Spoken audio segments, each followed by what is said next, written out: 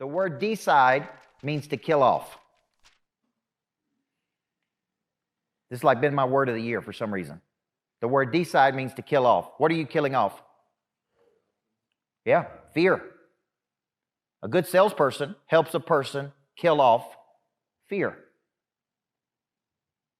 Right? You're helping. Look, I tell people the number one thing I'm going to help you do today is make a decision. You know what that word means? Decide. We're going to kill something off today. Fear, insecurity, doubt, vacillation, right? Rejection, whatever. Your scarcity to think you can't reproduce this money again, right? We're going to kill something off today, man. That's what a good coach does. Constantly helps people kill off things.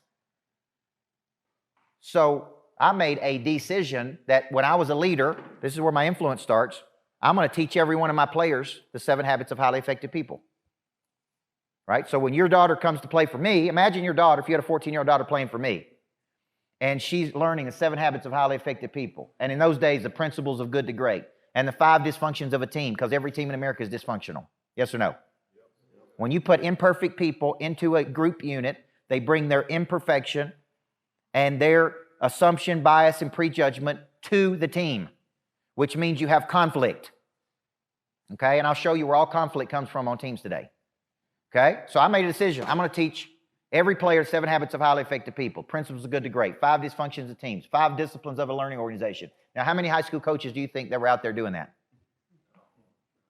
Okay? Now, and I said part of my role here as the leader is I'm going to help my players find their voice in life. Okay? Now, this is very important. If I help Sam find his true voice in life, it could be his calling, and really figure out what he is the best in the world at and what he is naturally talented at. And I believe talent's God-given, not man-given. And where there's a need in the world he can fulfill, which meets his monetary needs. And at the intersection of his conscience, meaning this is what I'm supposed to do, if I truly help him do that, how will he feel about me for the rest of his life? Do you think it'd be hard when I ask Sam to do something for me? He'll go, no, man, ain't doing it. See, I asked Mylette, how did you build a team so deep at WFG?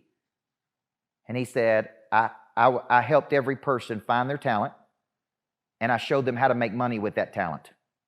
And once you do that for a person, he said, they have a loyalty back to you forever. Everybody see that?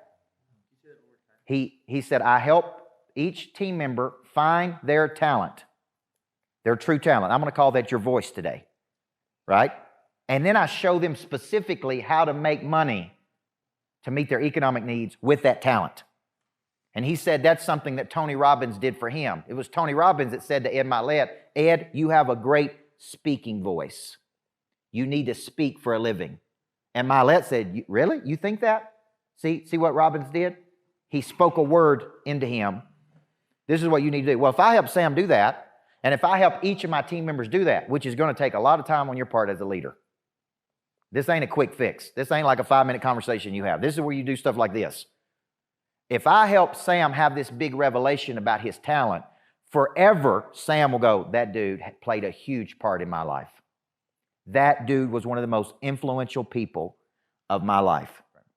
So when you think about this concept of understanding whole person, body, mind, heart, and spirit, this is very important for you to finding your voice. Because to find your voice, you need to be clicking on all 4 parts of your nature. You. Okay? Now, I could go back in my life and show you different times that I made different decisions. I decided to kill something off, and I went pro in each part of my nature. Now, when you saw me at door to door, I was probably 30 to 35 pounds heavier at door to door than I am today. Okay, thank you. Because I was in Mexico, I was 191, I was in Mexico speaking at an event, and after the event, they wanted me to come outside and be out by the pool, and I was like, man, I just don't feel good about my body. Like I'm pro in my mind, I'm pro in my heart, I'm pro in my spirit. Like I made different decisions, and I'm like, man, I got to go pro in my body. Because to do what I do every day, you need enormous amounts of energy, right? So I go to the #1 energy doctor in the world, which is in Houston, Texas, and he customizes my vitamin regimen to my body. So the vitamins I take every day are customized to any deficiency I personally have. Because as you age, we got mostly men here, as you age, your body begins to naturally decline, and it quits producing things it needs to be successful. Testosterone, thyroid, cortisol, these are all things that your body needs to go do big things in the world, and you can't do them if you're tired all the time. That makes sense? And you're going to get tired as you get older. Now, you go to your normal doctor is going to say what? Hey, you're just getting old, man. That's what happens when you get old. You get tired. Hotze's like, no. What he ain't telling you is you can supplement these deficiencies to get to freakish levels. Okay, now, here's what I'm telling you on this. This is very important to the equation today, because to me, this is a big part of the equation. In the body, physically, right?